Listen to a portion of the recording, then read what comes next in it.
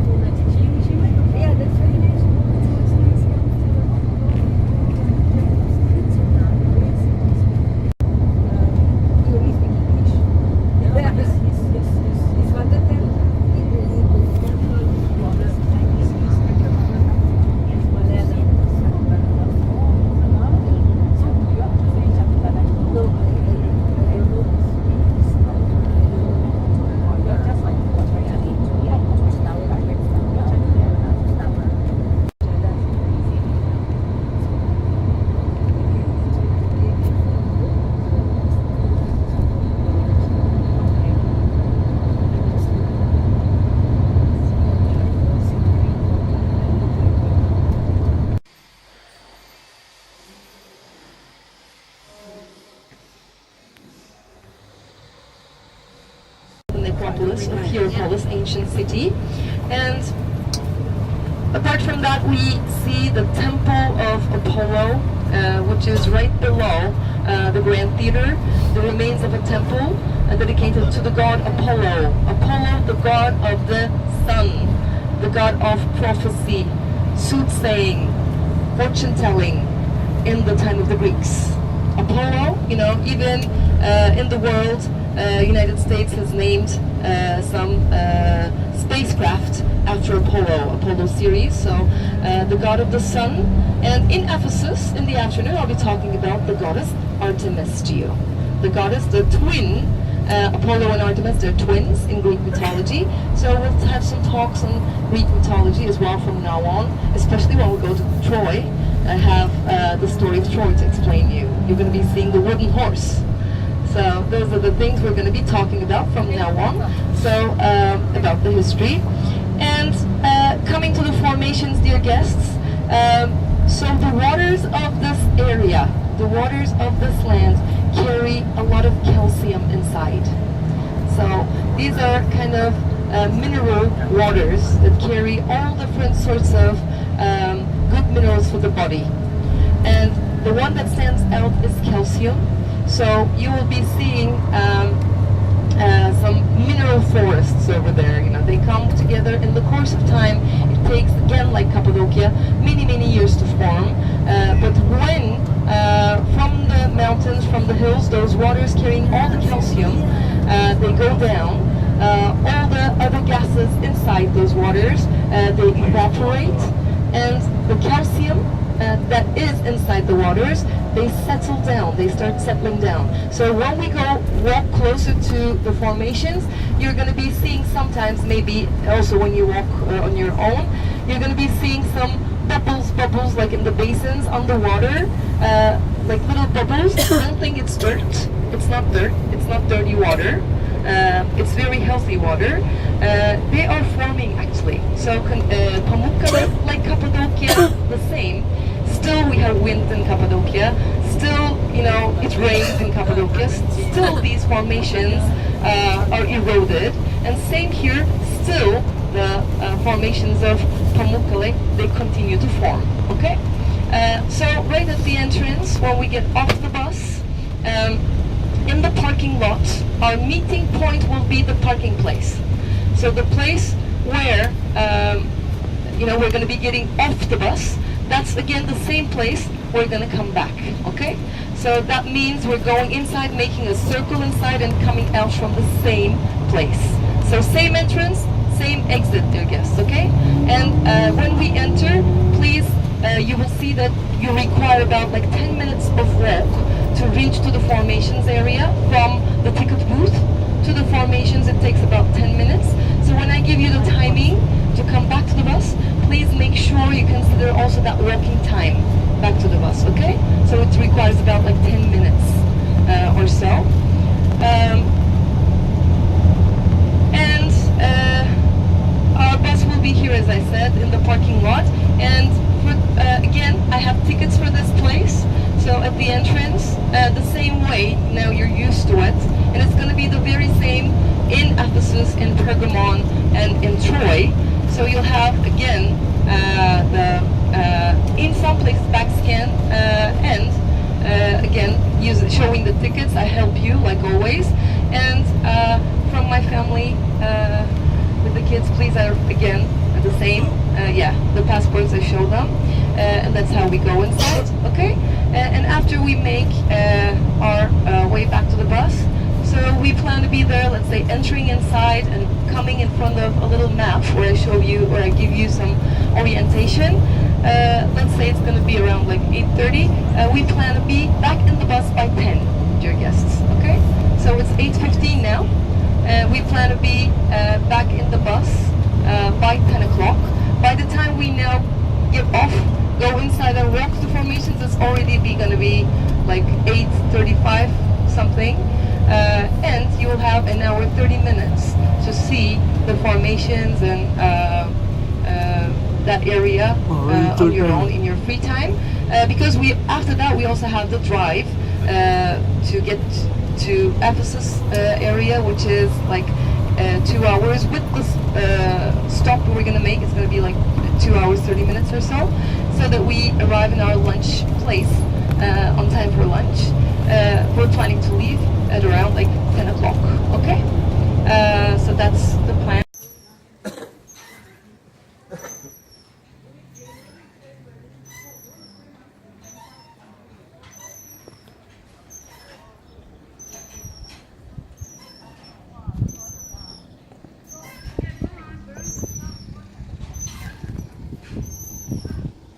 At a hotel right by the sea area.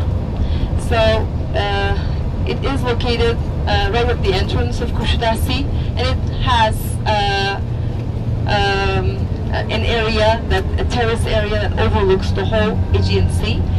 And in this hotel, dear guests, to inform you, we need to get the passports from you. So Benjamin will come and ask those from you, and they're doing a scan on the passports because of their internet usage system. So we're going to be getting your passports, collecting them, and right at the lobby, by the time we finish our check-in, we're going to give them out back to you, and he will come collect those passports from you, Benjamin, and then we're just going to hand them out to you right away, right by the reception, okay? Because it's going to be done at that moment. And we're going to just give you room keys in Korumar Hotel. The restaurant is located one level below the reception, okay? So they have their restaurant one level below the reception. And they have elevators, they have bellboy service in this hotel, so your luggage can be taken care of if you like. And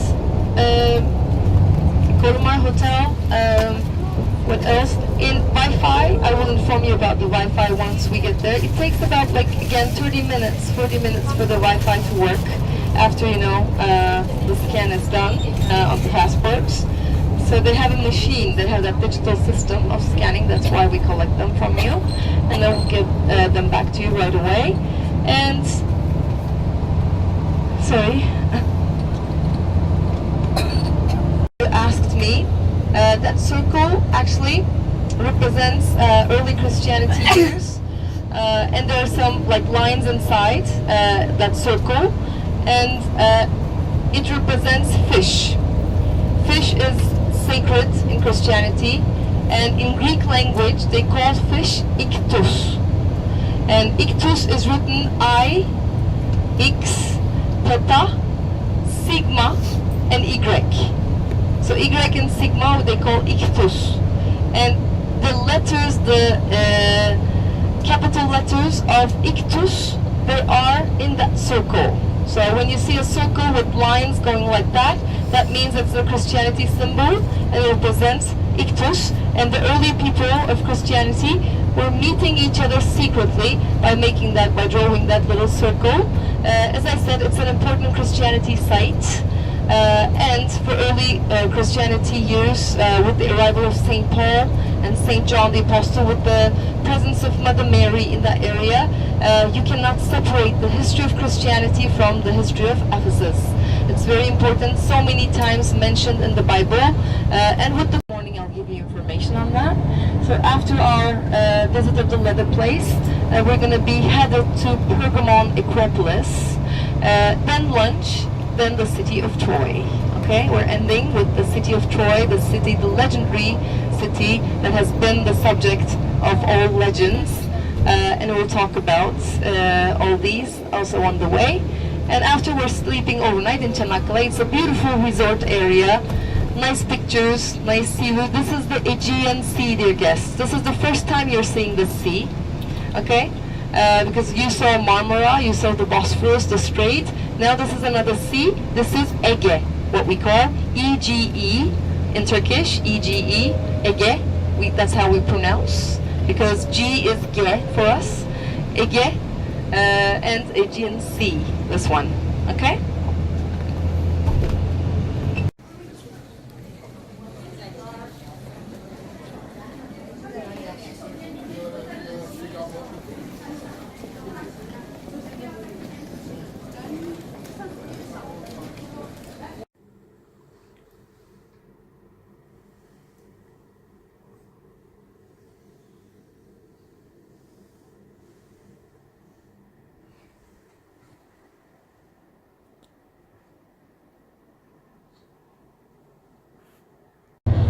where Cappadocia is located is in the central Anatolian plateau, and it's a high plateau, okay?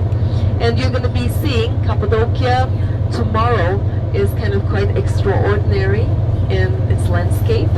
I mean, it's not a place we see every day. It's not a place we come across every day in our lives. It's quite extraordinary in look because of the presence of volcanic mountains. So we don't have any functioning volcanoes now. All our volcanoes are dormant, so they're not alive anymore. But due to the volcanic eruptions in that area and volcanoes in that area, thanks to them, we have Cappadocia today. So I'll be explaining you Cappadocia later, but please know that there is an extraordinary landscape here that we're headed to today after Ankara visit, and it's called Cappadocia. I said you don't find it on the map because it's the name of a region. It's not the name of a province, okay? It's the name of a region. That's why I show you like the big triangle, like in between those cities. So, of course, mountains are quite important to create the climate. For sure, when you have high mountains, you expect heavy snowfall on these mountains. So when you go to the eastern parts of the country, don't be surprised to see Turkey buried under snow for 5-6 months. So even for me, as someone coming from the west, that's quite a big challenge if I travel there, because like 6 months of snow, those people cope with deal with meters of snow. That's something we're not used to seeing in my part of the country. Because where I come from, as I told you, it's Mediterranean climate, so it's a lot of sunshine. And snowfall, we said, in the east, a lot of rainfall in the west, in the south, especially in spring months. If you come here April, March, like those months are quite rainy, with a lot of flowers around, for sure. And talking about mountains, coming now to water sources. Of course, you know, without water sources, people cannot live, for sure. So we have a lot of rivers in this country. Namely, some of them are quite important, especially the Meander River, which I'm going to be talking about when we get to west, when we go to Ephesus, when I say Anatolia, or in Turkish Anadolu, we say, that's the land we call Turkey. So Türkiye is the name that we pronounce in Turkish. So when I'm saying I'm from Turkey, I would say I'm from Türkiye.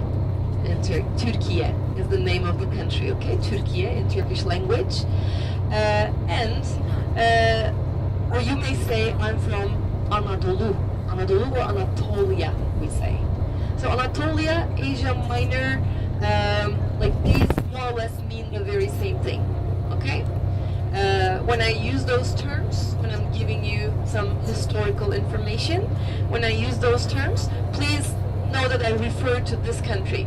But when it's Ottoman Empire period, let's say, I'm not saying Türkiye. I'm saying Ottoman Empire because it's pre-Turkish Republic. Who are the Ottomans? They're also Turkish people. But they have their own tribe. So they come from a particular tribe named Osmanoğulları. That's why they call the Ottoman dynasty. Okay? So the Ottomans, they're also Turkish people. Who are the Selçuk people? Selçuk Turks, I will be talking about. So they're also Turkish people. They're also pre-Ottoman people here. Okay? So I'll use terms like Ottomans, Selçuks, Byzantine, I will say, Byzantine or Byzance, we say. That's the Eastern Roman. So they're like Orthodox people. They're like Christians, okay, that lived here for a very long period of time. So this is kind of some general information about like seeing all the country surrounded by seas. When you take a closer look at your map, you're going to be seeing like many islands very close to the mainland of Turkey. So all these little islands, especially on the western side, like that one, they're all Greek islands, dear guests, okay? So they're not part of Turkey. They belong to Greece, especially Rhodes. Here we have Crete, further down. We have Cyprus here, further south. Crete, that we don't see in this map. Rhodes, we have Chios, Samos, Mytilene. These are all Greek islands. But you can see they're very close to our country. They're so far away from Greece. So for someone coming from Greece, it would take about maybe a flight for them to travel from the mainland of Greece to the island. For us, we take a ferry. In 45 minutes, you're actually in these Greek islands. So those ones, only 2 islands belong to us here, and they're right across Çanakkale. So these 2 islands, apart from all that, these are all Greek islands, okay? And yeah, we talked about the mountains, we talked about like the seas, and also like bordering countries. Just, you know, brief information like that I wanted to give you so that it makes sense, especially. Like 3% we said is in Europe, that's the Asian land here. Over 97% of the country. In demographical, from a demographical point of view, Turkey population is nearly 80 million. I told you, 80 million people live in this country. The official language in this country is Turkish. So any citizen that holds, any citizen living in Turkey that holds Turkish nationality officially speaks Turkish language. We don't have any other official language in Turkey. So it's Turkish that we read and write at school. We learn Turkish language. We learn that language from our family. But all the other languages that we start learning at school, they come as foreign languages to us, like English. That's the most prominent, the first #1 top foreign language to learn in Turkey. Firstly, you go with that. And secondly, let's say comes the other languages like French, German, Spanish. But now in my country, a lot of people I know, they encourage their kids to go and learn Chinese. Because we have so many now people traveling to our country from your part of the world. So, and many people, like millions of people in the world speaking this language.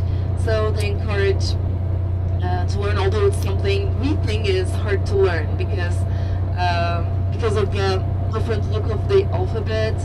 Turkish language is written now with Latin alphabet, as you're seeing. We only have several special letters that we use. I'm going to be talking about that to you also in a topic when we concentrate on the language. So Turkish is the official language, and 80 million people, over 40%, 45% of the country's population is below 40 years of age. So nearly like half of the country is like 40, 45 and below.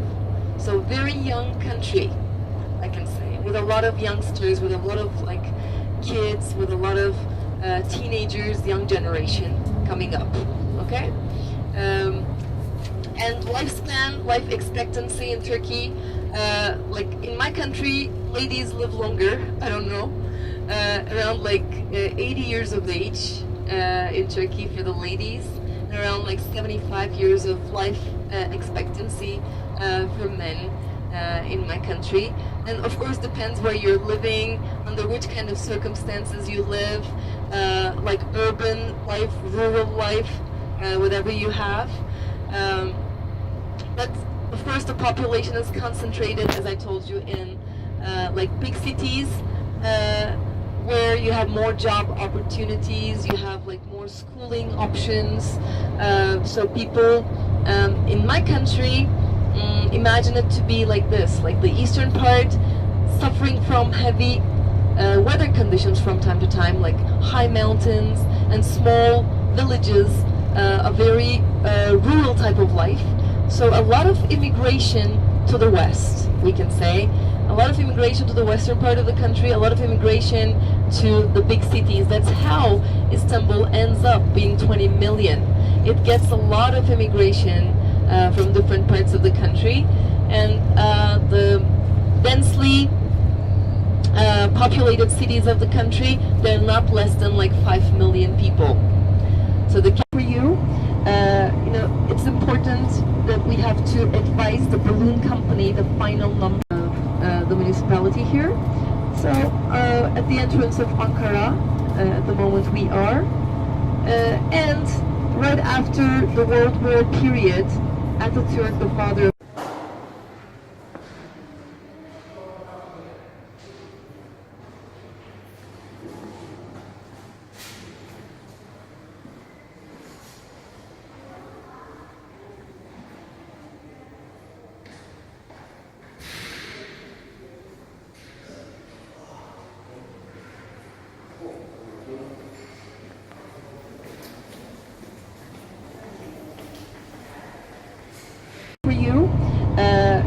It's important that we have to advise the balloon company the final number of the municipality here.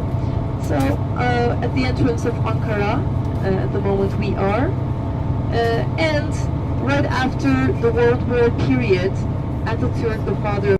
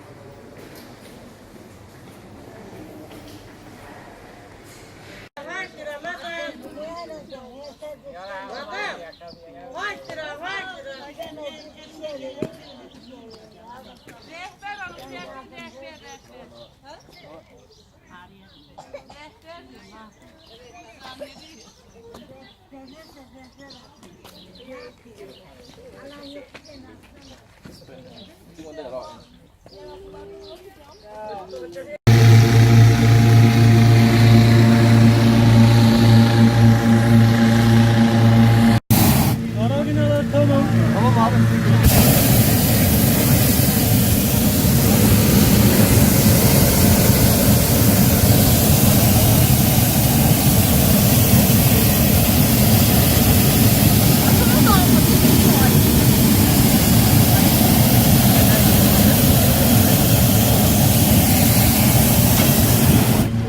Okay, good morning everybody. Good morning. Good morning. Welcome to Kappadokya Balloon. Sağ olasın adam.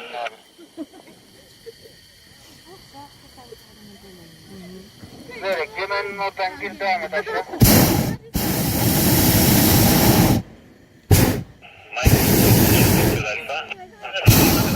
Geçiyorum hadi bakalım.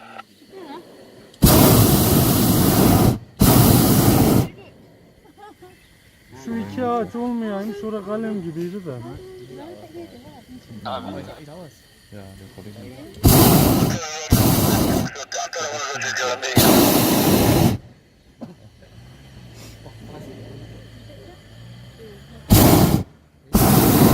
İleriden sağdan devam edelim.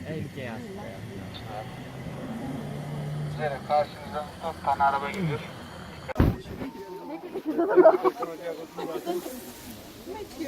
Ben ne dedim usta? He?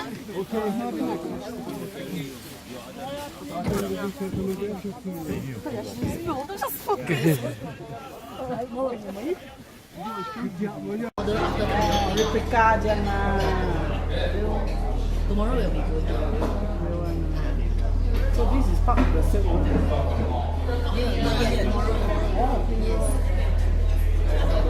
We have red clay, we have white clay in Turkey. So this is because of the river here. But now we are not using much. We are just showing demonstration for our guests. Normally we are using same things. We have electrical wheel now, but shape always by hand. Just we don't pick the wheel. That makes it. But the other part they're all same. Okay, please try to guess now what he's going to make it for us. An idea? What he's making? Was? No. Cup. No. What cup? Jar. No. No. Shall I tell you something? When you say something, he always change it. So you cannot guess. Yes, I buy the ice cream, huh? Turkish ice cream, you want to he changed his direction. Normally you will view the kitchen. From the kitchen. Oh, okay. 少少是一粒的，好。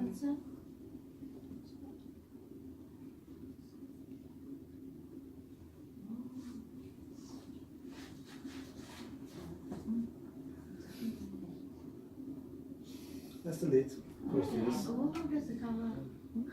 the lid, first piece. Who said teapot?